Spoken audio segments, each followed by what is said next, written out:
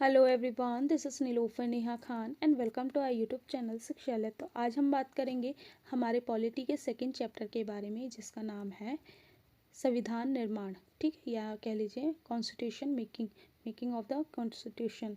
ठीक है, ये हमारा चैप्टर है, सेकंड टॉपिक है। और इस टॉपिक में जितने भी इम्पॉर्टेंट पॉइंट्स मुझे आपकी बुक से मिले हैं, जितने भी क्वेश्चंस बन सकते हैं, उन सभी पॉइंट्स को मैंने इस वन लाइनर में रखा है। देखिए, क्वेश्चन आंसर मैं इसलिए नहीं करवा रही आपको, क्योंकि मैं ये चाह रही हूँ कि कम टाइम में आपको ज़्यादा से ज़्यादा चीज़ें प्रोवाइड कर सकूँ। और रही बात मेरी क्लासेस की, तो कई बच्चे ये कह रहे थे कि मैम थोड़ा लंबा वीडियो बनाया करें। तो मैं आप लोगों को एक बात बताऊँ कि जब आप अपना चैप्टर देखेंगे ना, तो उसमें से जितनी भी चीज़ें मुझे लगती हैं ना कि ये पूछी जा सकती हैं, तो वो मैं सब लिख लेती हूँ। लेकिन हाँ, इसमें थोड़ा सा टाइम लगता है, क्योंकि आपको सिर्फ हिंदी मीडियम के लिए नहीं, इंग्लिश मीडियम वालों के लिए भी कई चीज़ें ट्रांसलेट करने में वो एक अलग बात है, लेकिन ट्रांसलेशन में भी कई बार गलती हो जाती हैं, तो वो चीज़ें भी देखनी पड़ती हैं। तो आप लोगों से बस इतना रिक्वेस्ट करती हूँ मैं कि बस मेरी मेहनत, जो भी मैं मेहनत करती हूँ, उसे थोड़ा सा आप जितना हो सके इन वीडियोस को शेयर कीजिए, ताकि मुझे भी थोड़ी मोटिवेशन मिल सके कि मेरे को ये काम और आगे और बेहतर तरीके से करना है। ठीक है। और रही बात इस चीज़ की कि आपकी क्लासेस की, तो क्लासेस मैं हमेशा कंटिन्यू रखूँगी। केवीएस के बाद आपकी डीएसएसबी की क्लास शुरू हो जाएंगी। ठीक है। तो रही बात, सारी चीज़ें मैं आप लोगों के लिए प्रोवाइड करूँगी। बस आप लोगों से ये चाहती हूँ कि एक तो आप चैनल को सब्सक्राइब करें, और दूसरी चीज़ ये कि चैनल के साथ बने रहें। वीडियो को लाइक एंड शेयर ज़रूर करें, जितना हो सकता है उतना शेयर करें। ठीक है। तो चलिए शुरू करते हैं हमारे वन लाइनर को। होप सो ये आपके लिए काफ़ी यूज़फुल रहे। ठीक है। तो भारतीय संविधान प्रारूप समिति के अध्यक्ष कौन थे?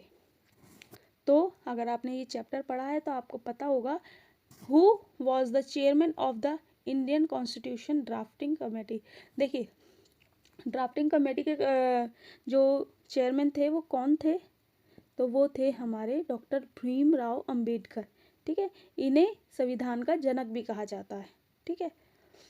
इंग्लिश में कहें तो फादर ऑफ द कॉन्स्टिट्यूशन। ठीक है। नेक्स्ट पॉइंट हमारा है, भारतीय संविधान लिखने वाली संविधान सभा में कुल 299 सदस्य थे। संविधान सभा में हर एक वर्ग को प्रतिनिधित्व मिला था। अब यहाँ पर मैं एक चीज़ क्लियर करना चाहूँगी। आपके क्वेश्चन इस तरीके से पूछा जा सकता है कि भारतीय संविधान को लिखने वाली सभा के सदस्य कितने थे? तो नंबर ऑफ सदस्य, वैसे अगर इस कॉन्टेक्स्ट में आपसे क्वेश्चन पूछा जाता है कि विभाजन से पहले संविधान सभा का जो चुनाव हुए थे, उसमें कितने लोगों का सिलेक्शन हुआ था, तो वो एक अलग कॉन्टेक्स्ट में हो जाएगा। लेकिन अगर यहाँ पर इस कॉन्टेक्स्ट में पूछेंगे भारतीय संविधान सभा लिखने वाली संविधान सभा का कुल सदस्यों के कितने थे, तो वो थे 299। ठीक है। और इसमें हर एक वर्ग को प्रतिनिधित्व करने का मौका मिला था। ठीक है।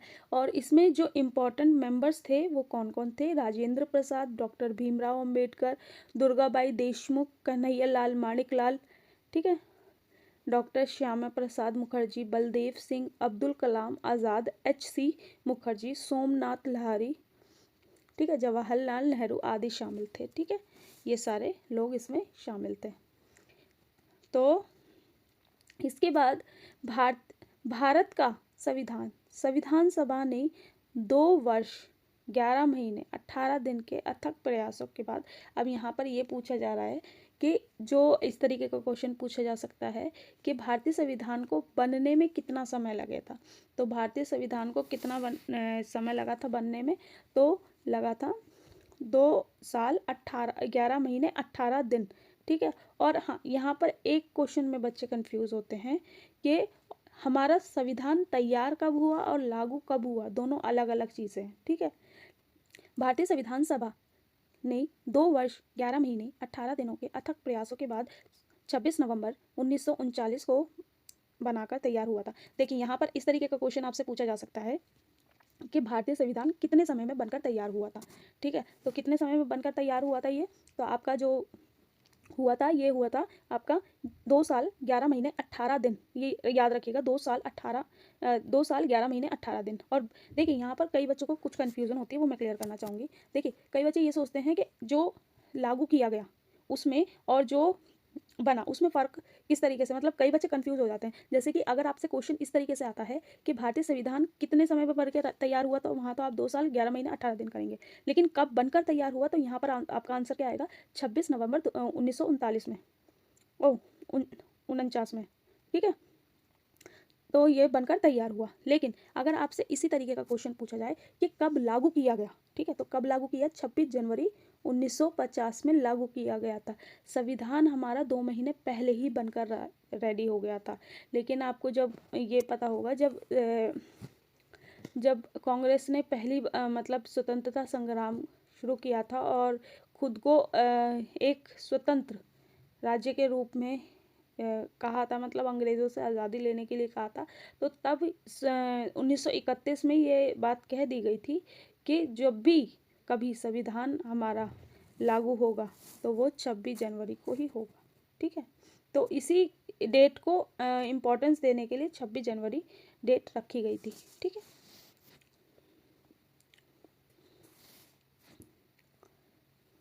अब यहाँ पर एक क्वेश्चन आता है कि संविधान सभा की पहली बैठक कब हुई थी, और यहाँ पर मोस्ट इम्पॉर्टेंट क्वेश्चन जो आता है पहली सभा से, उसमें आता है अस्थायी अध्यक्ष के बारे में, ठीक है, ठीक है, टेम्परेरी।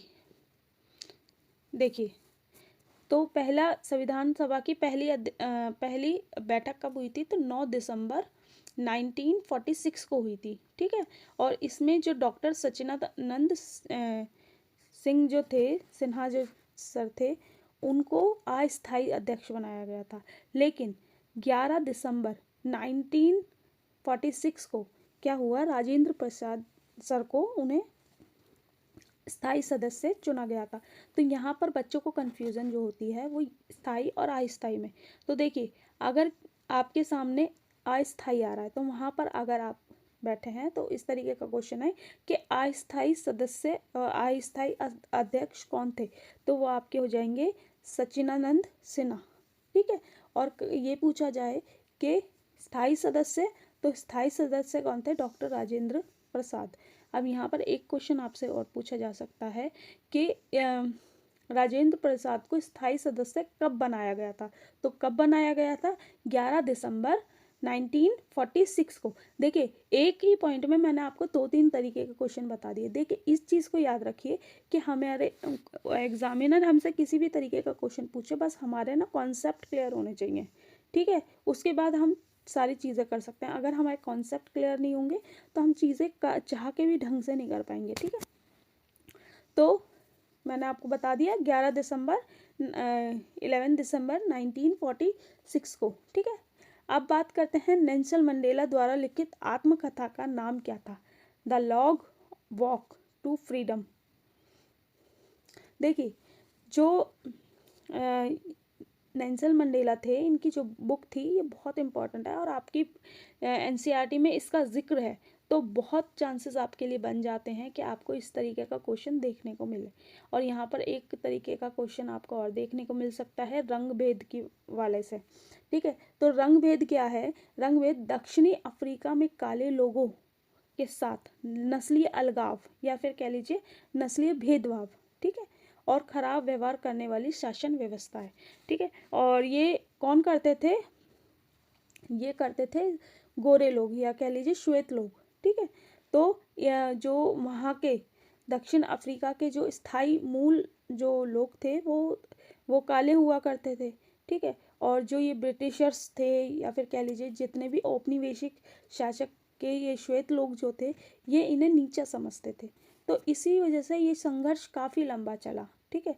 और 1994 में जाकर इसे पूर्णतः कह लीजिए पूर्णतः उन्हें स्वतंत्रता प्राप्त हुई, ठीक है।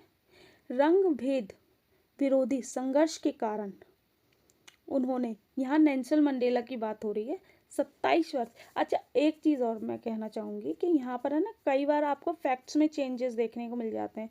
तो आपकी एनसीईआरटी में जो फैक्ट दे रखे हैं वो 28 साल दे रखा है, लेकिन अगर आप गूगल पे चेक करेंगे तो गूगल में आपके में 27 साल दे रखा है। तो एक बार मुझे भी कंफर्म करिएगा कि हो सकता है मेरे पास पुरानी एनसीईआरटी है तो नई एनसीईआरटी में क्या पता अपडेट हुआ हो, ठीक है। तो आप एक बात याद रखिए कि 27-28 दोनों एक साथ नहीं आएंगे। जहाँ पर थोड़ा भी कॉन्फ्लिक्ट होता है ना चीज़ों में, तो वो एक साथ नहीं आते कभी भी, ठीक है। तो आप 27 और 28 दोनों को ही लेके चलिएगा। जहाँ आपको लगता है कि 27 है, 28 नहीं है, तो आप 27 के साथ जा सकते हैं। लेकिन अगर बाई चांस ऐसा कुछ हो जाता है कि आपका 27 और 28 साल दिखाता है, तो आप अपनी एनसीईआरटी के अकॉर्डिंग, ठीक है, उसे टिक कर दीजिएगा, ठीक है। क्योंकि मेरे पास जो एनसीईआरटी है वो पुरानी वाली है, तो हो सकता है क्या पता उसमें अपडेट ना हुआ, क्योंकि गूगल पे जब मैंने चेक किया तो वो 27 साल दिखा रहा था, ठीक है। और इस द्वीप का क्या नाम था, रॉबिन द्वीप के कारागार में बिताए, ठीक है। उन्हें उन्हें कोयला खनिक का काम करना पड़ा, खनिज। और 1990 में श्वेत सरकार से हुए एक समझौते के बाद उन्हें नए दक्षिण अफ्रीका का निर्माण किया। वह दक्षिण अफ्रीका एवं समूचे विश्व में रंग भेद का विरोध करने वाले प्रतीक बने। अब यहाँ पर नेल्सन मंडेला से जितने भी क्वेश्चन आ सकते थे, एक तो या इस तरीके का आ सकता है कि नेल्सन मंडेला की बुक का क्या नाम है, ठीक है, तो बुक आपको पता चल गई। फिर उसके बाद है ना, तो बुक कौन सी है, the long walk to freedom, ठीक है। और उसके बाद अगर हम बात करें तो रंग भेद क्या था, इसका प्रतिनिधित्व कौन कर रहे थे, या रंग भेद का प्रतीक किसे माना जाता था, तो वो सारा नेल्सन मंडेला हो जाएगा, ठीक है। और यहाँ पर ये पूछा जा सकता है कि नेल्सन मंडेला रंग भेद विरोधी संघर्ष के कारण कितने साल जेल में रहे, तो कितने साल, यहाँ 27 और 28 में दोनों चीज़ बता रही हूँ, ठीक है। 27 भी हो सकता है, एक बार मुझे करेक्ट कमेंट बॉक्स में ज़रूर बताइएगा कि 27 साल आ रहा है या 28 साल आ रहा है, ठीक है, आपके एनसीईआरटी में, ठीक है। क्योंकि हो सकता है कि आप पता, कई बार ऐसा होता है ना, मिस प्रिंटिंग हो जाती है, तो आप इस चीज़ों को तो लेके चलेंगे, क्योंकि एनसीईआरटी से ज़्यादा आपको किसी भी बुक पे ट्रस्ट नहीं करना, ठीक है। इवन आप गूगल पे भी नहीं ट्रस्ट करेंगे, क्योंकि जो आपकी जो संस्था है ना, वो एट दी एंड आपके एनसीईआरटी को ही फॉलो अप करेगी, ठीक है। तो ये याद रखिए, एनसीईआरटी में ज़रूर देख लीजिएगा, हो सकता है कि चीज़ें अपडेट हुई हों, ठीक है। और कौन से द्वीप पे था, रॉबिन द्वीप, ठीक। संविधान एक ऐसे लिखित नियमों की एक ऐसी पुस्तक या दस्तावेज है जिसे किसी देश के निवासी सामूहिक रूप से मानते हैं। संविधान सर्वोच्च कानून है जिससे किसी क्षेत्र में रहने वाले लोगों के मध्य के आपसी संबंध तय होने के साथ साथ और सरकार के मध्य संबंध भी निर्धारित होते हैं। विशेष रूप से यह बात ध्यान रहे कि जिन देशों में संविधान है वह लोकतांत्रिक ही हों, ऐसा आवश्यक नहीं। यहाँ पर एक क्वेश्चन, ये जो क्वेश्चन, ये वन लाइनर मैंने रखा है ना यहाँ पर, ये सिर्फ आपके कॉन्सेप्ट को क्लियर करने के लिए। ज़रूरी नहीं है जहाँ संविधान हो वो लोकतांत्रिक देश ही हों, लेकिन हाँ, ज़रूरी ये है कि जितने भी लोकतांत्रिक देश होंगे वहाँ संविधान आवश्यक होगा, ठीक है। अगर असिस्टेंट रीजनिंग वाला आपका क्वेश्चन आ गया और उसमें इस तरीके की स्टेटमेंट आपको दे दी, तो प्लीज़ कंफ्यूज मत होइएगा। मैंने ये क्वेश्चन इसीलिए ही रखा है कि ज़रूरी नहीं है कि जहाँ संविधान है वो लोकतांत्रिक देश ही है, ठीक है। लेकिन ये बात भी इतनी ही ज़रूरी है कि हर लोकतांत्रिक शासन प्रणाली या फिर कह लीजिए देश में संविधान अवश्य ही होगा, ठीक है। संविधान सभा, ठीक है, चुने गए, देखिए यहाँ पर कुछ इंपॉर्टेंट चीज़ें हैं, मैं आपको बता देती हूँ। प्रतिनिधियों के महासभा जो संविधान लिखने का कार्य करती है, ठीक है। अब भारतीय संविधान के लिए जुलाई 1946 में चुनाव हुए। अब यहाँ पर इस तरीके का क्वेश्चन पूछा जा सकता है कि आपका संविधान सभा के लिए के चुनाव के लिए कब चुनाव हुए थे, तो कब हुए थे, जुलाई 1946 में, ठीक है। अब यहाँ पर संविधान सभा की पहली बैठक दिसंबर 1946 में हुई। देखिए मेरे को है ना, कई बार हिंदी की जब गिनती करते हैं ना, तो कोई मुझे थोड़ी कन्फ्यूज़न हो जाती है, तो इसलिए कई बार आपको लोगों को ऐसी चीज़ें दिखाई, मतलब समझ में आती होगी, ठीक है। लेकिन ठीक है, कोई बात नहीं, मैं भी सीख रही हूँ कई चीज़ें, आप लोग भी थोड़ा मेरे साथ ही इंस्पायर होकर सीख लीजिए, ठीक है। तो यहाँ पर हम नेक्स्ट पॉइंट पे आएंगे, constitution assembly, the assembly of elected representative who work to write the constitution for the constituent assembly of India July 1946 election were held in। देखिए यहाँ पर आप एक बात याद रखिए कि हो सकता है कि आपको ट्रांसलेशन में थोड़ी बहुत गड़बड़ी देखने को मिले, लेकिन एक चीज़ याद रखिए कि आपको अगर यहाँ थोड़ा समझ नहीं आता, तो मैं दोनों बाइलिंगुअल इसीलिए ही रखती हूँ कि काफ़ी बच्चे बस कॉन्टेक्स्ट समझ जाएं चीज़ों का, ठीक है, ताकि आपको चीज़ें ईजिली समझ में आने लग जाएं, ठीक है। अब इसके बाद अगर हम बात करें भारतीय संविधान भारत का संविधान लिखने वाली संविधान सभा में 299 सदस्य थे और 26 नवंबर 1949 को पूरा हुआ था संविधान। ठीक है। First meeting of constituent assembly December 1946 happened in. ठीक है। अब यहाँ पर कब बनकर तैयार हुआ? तो 26 नवंबर को बनकर तैयार हुआ। ठीक है। अब यहाँ पर जो क्वेश्चन है वो है डॉक्टर राजेंद्र प्रसाद भारतीय संविधान सभा के अध्यक्ष थे। मैंने जैसे कि आपको बता दिया कि अध्यक्ष और स्थायी अध्यक्ष और अध्यक्ष, अगर आपसे इस तरीके का क्वेश्चन आता है सिर्फ इस चीज़ का कि भारतीय संविधान सभा के अध्यक्ष कौन थे, तो यहाँ पर आप स्थायी सदस्य का नाम लगाएंगे, यानी कि राजेंद्र प्रसाद सर का। ठीक है। लेकिन अगर आपसे ये पूछा जाए अस्थायी सदस्य कौन थे, तो अस्थायी अध्यक्ष कौन थे, तो वो आपके कौन है? डॉक्टर सच्चिदानंद सिन्हा। गांधी जी ने यंग इंडिया नामक पत्रिका निकाली थी। ठीक है।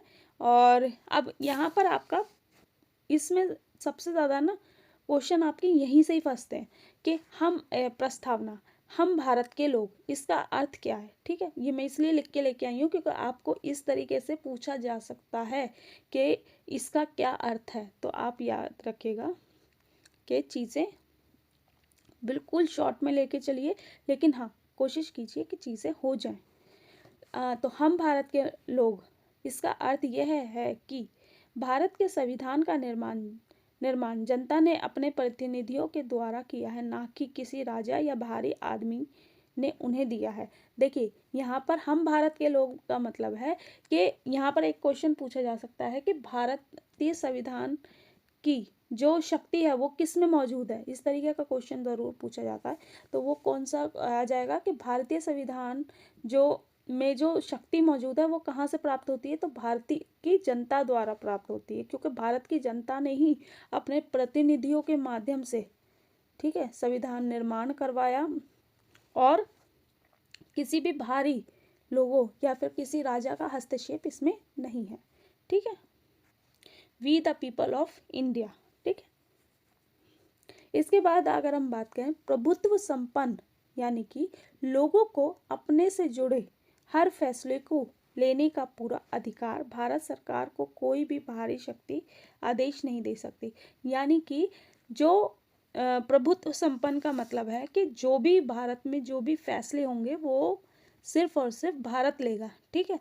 कोई भी एक्सटर्नल जो पावर्स हैं वो भारत की गवर्नमेंट को इफेक्ट नहीं कर सकती, क्योंकि भारत एक प्रभुत्व संपन्न देश है। समाजवादी। ठीक है। समाजवादी क्या था? समाज में संपत्ति सामूहिक रूप से पैदा होती है और समाज में उसका बंटवारा सामूहिक रूप से होना चाहिए। सरकार जमीन और संपत्ति से जुड़े कानून इस तरह बनाए कि सामाजिक और आर्थिक असमानताएं कम हो। अब ये चीज़ आपको समझ आ गई। ठीक है। सोसाइटी में आपके जो इनइक्वालिटीज़ हैं वो कम हो सके। ठीक है। पंथ निरपेक्ष यानी कि सेकुलरिज्म। अब ये जो है इसमें आपसे ये देखिए पंथ निरपेक्ष और धर्म निरपेक्ष दोनों में अंतर है। वो अंतर क्या है? जब हम बात करते हैं धर्म निरपेक्ष की, तो हम बात करते हैं कि किसी भी देश का कोई धर्म ना हो, या कह लीजिए किसी भी राज्य का कोई धर्म ना हो। राज्य या उस कॉन्टेक्स्ट में, ठीक है, ये राज्य वाला स्टेट वाला नहीं है। ठीक है। तो किसी भी राज्य का कोई धर्म ना हो, लेकिन भारत किसी एक धर्म को नहीं, सभी धर्म को समान रूप से स्वीकार करता है। ठीक है। तो यहाँ पर पंथ निरपेक्ष शब्द इसके लिए ज़्यादा बेटर है। लोकतंत्रात्मक शासन का ऐसा स्वरूप जिसमें लोगों को समान राजनीतिक अधिकार प्राप्त हो। लोग अपने शासन का चुनाव करते हैं और उसे जवाबदेही बनाते हैं। ठीक है। तो यहाँ पर क्या है कि जितने भी जो लोग हैं वो ऐसे शासक का चुनाव करते हैं जो उन्हीं के बीच का होता है और उन्हीं में से ही निकल के आता है। ठीक है। और चीज़ें उनकी चीज़ों के लिए जवाबदेही रहता है। गणराज्य का मतलब होता है जब शासक जो होता है ना, जैसे हमारे जो राष्ट्रपति हैं, इनका चुनाव होगा, ना कि ये मतलब एक कह लीजिए वंश परंपरा के थ्रू नहीं आएंगे। ठीक है, इनका चुनाव होगा, इनके चुनाव होने के बाद कोई भी राष्ट्राध्यक्ष बनेगा। न्याय, नागरिकों के साथ जाति, धर्म, लिंग के आधार पर कोई भेदभाव नहीं। ठीक है, तो ये आपका हो गया जस्टिस। जेंडर, रिलीजन और रेस तीनों के हिसाब से कोई भी डिस्क्रिमिनेशन नहीं होना चाहिए। ठीक है, इसके बात करें स्वतंत्रता। स्वतंत्रता लोगों को अपने विचारों को अभिव्यक्त करने की आज़ादी, इस पर कोई पाबंदी नहीं लगाई जा सकती। यानी कि people have complete freedom of express of their thoughts, no restriction can be imposed on this. मतलब कोई भी रिस्ट्रिक्शंस नहीं लगाई जा सकती। समानता, कानून के समक्ष सभी समान हैं, पहले से चली आ रही है। देखिए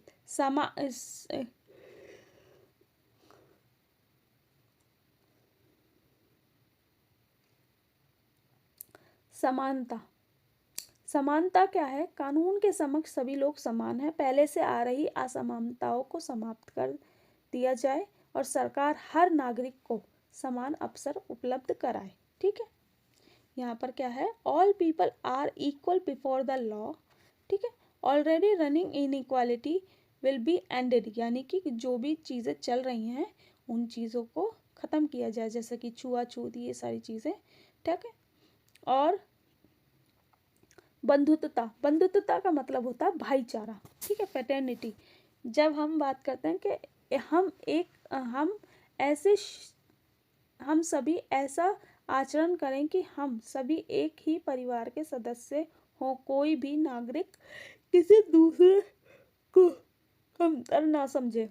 देखिए यहाँ पर फ्रेटर्निटी का मतलब है कि जब आप भाईचारे से रहते हैं, सबको एक ही जगह रखते हैं और आपस में जो स्ट्रगल है उसे कम करते हैं। अब यहाँ पर दक्षिण अफ्रीका का स्वतंत्रता संग्राम, यहाँ पर मैंने वन लाइनर आपको इस तरीके से दे दिए कि 1950 से ही स्वतंत्रता के लिए संघर्ष शुरू हो गया था और 1994 में स्वतंत्रता प्राप्त हुई। आप यकीन मानिएगा कि इन्हें कितना लंबा टाइम, मतलब स्वतंत्रता प्राप्त करने के लिए, जैसे भारत का ही ब्रिटिशर्स ने बुरा हाल किया था ना, कि इतना लंबा टाइम हमारे लिए, इतना क्रूशियल टाइम हमारी अर्थव्यवस्था को ख़राब कर दिया।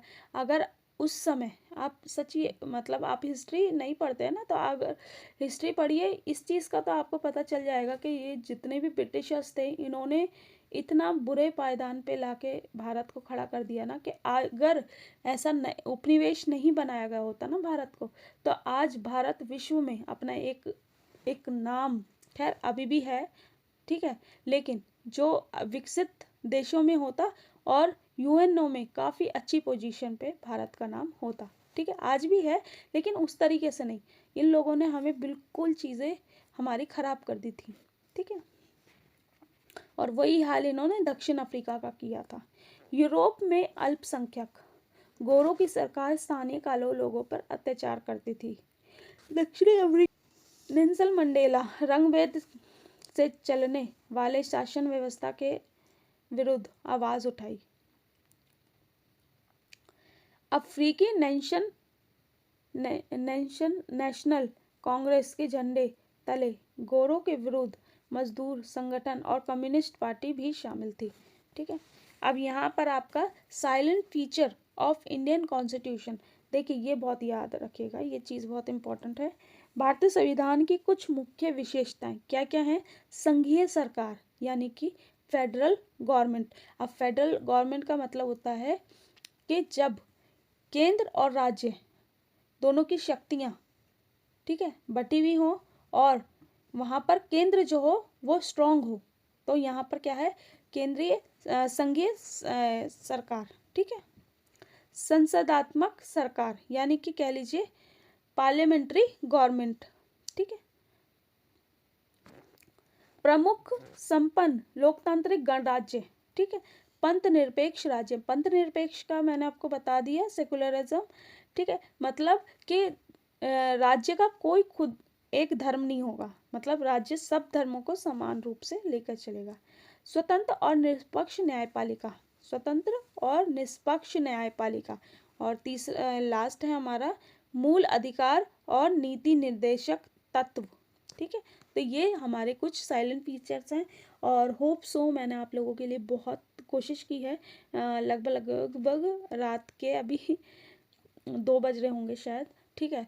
तो आप लोगों के लिए मैंने बहुत कोशिश की है चीज़ें अच्छे से अच्छे प्रोवाइड करने की, लेकिन अगर कुछ रह गया हो, कुछ छूट गया हो, तो प्लीज़ आप लोगों से रिक्वेस्ट है थोड़ा सा एडजस्ट कर लीजिए।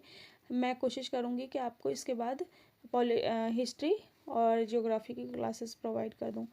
वीडियो अच्छी लगी हो, इन्फॉर्मेटिव लगी हो, तो please please please like and share कीजिएगा। And thank you for watching.